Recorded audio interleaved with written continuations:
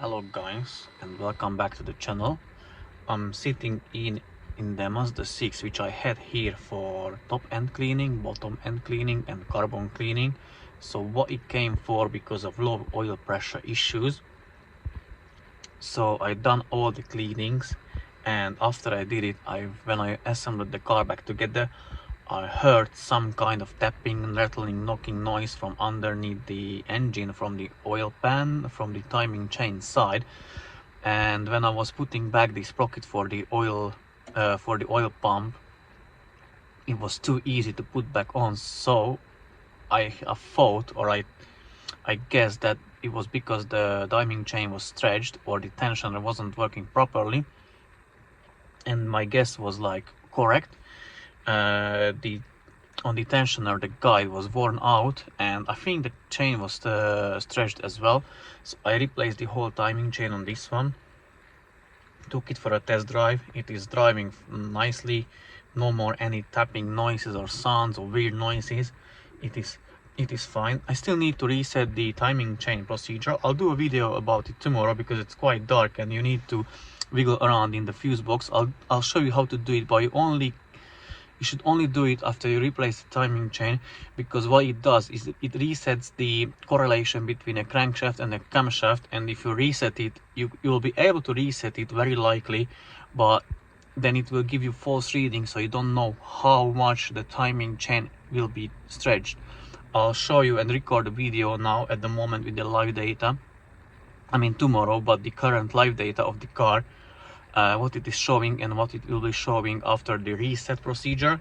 So that's one thing. I took it for like a cleaning from inside, because the car is here with me around 2-3 months now, and I guess the owner is a pet owner as well. He's got a little puppy, because I can see a hanging picture in here in the rear view mirror, and it was full with dog hair, and I just wanted to give it back clean. So basically the car is ready to be given back to the owner. I still need to get that timing chain procedure done, and that's it. I'll need to contact the owner still, because I want to ask like when it happened, the oil warning light, when it came on, after what kind of driving, after how much of driving, in what conditions. I drove the car for 25 miles. I pushed it a bit, I drove it slowly, I drove it nicely, it's fine, it's driving fine. So I consider this as a success, but still need to confirm with the owner, and then the car can be returned to him after such a long time. And I really hope he will be happy with it and he can enjoy it for a long time.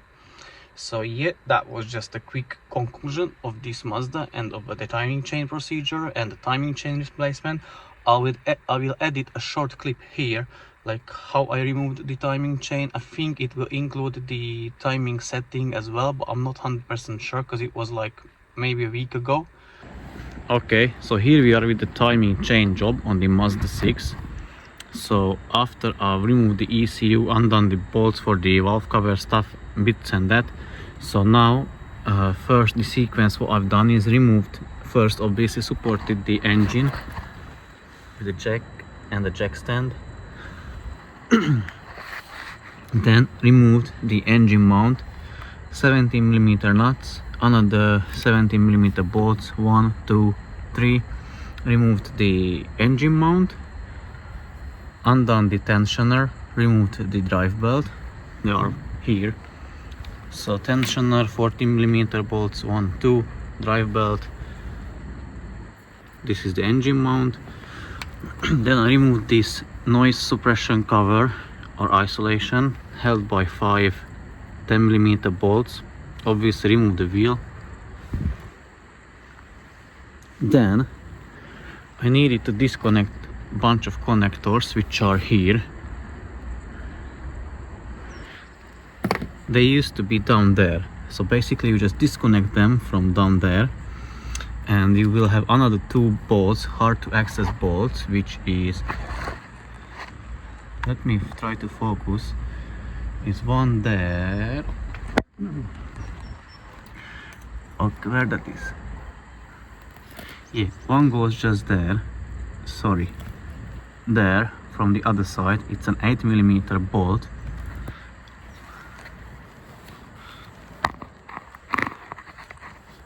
it goes there, 8mm bolt, which is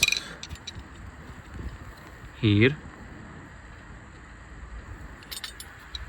then a 10mm bolt, because you need to remove this bracket. This bracket is still on, this is holding the connectors, so you need to remove this 10mm bolt, and then it has further two 8mm bolts, one here and one up here, and then you can remove this bracket, which I'll show you where that is.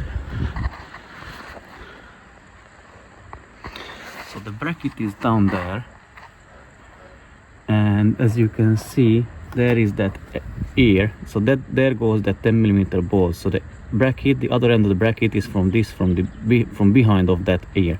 So there goes the 10mm bolt and holding this water pipe to that bracket. So once you remove the bracket, all you have left to do is, in my case, remove the valve cover fully, set the timing, so the first cylinder or piston is at top dead center, and then I can remove the drive belt or the crankshaft fully and start removing the bolts for the timing chain cover. Once I have that off, I can remove the components of the timing chain, tensioner guides, timing chain itself, sprockets. Once I'm done with that, I put the new kit back on, check the timing, rotate the crankshaft, turn it 2 times, check if everything is okay, and I can assemble the things back together. Okay, the timing chain is exposed, as you can see, so I have removed the cover, and here are the timing chain marks. So let me show you.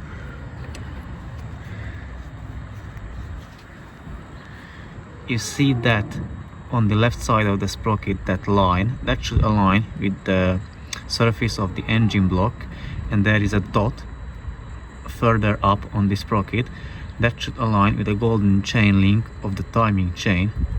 You can't really see it because of the light, but it's there, and let me show you from underneath. Here you are from underneath.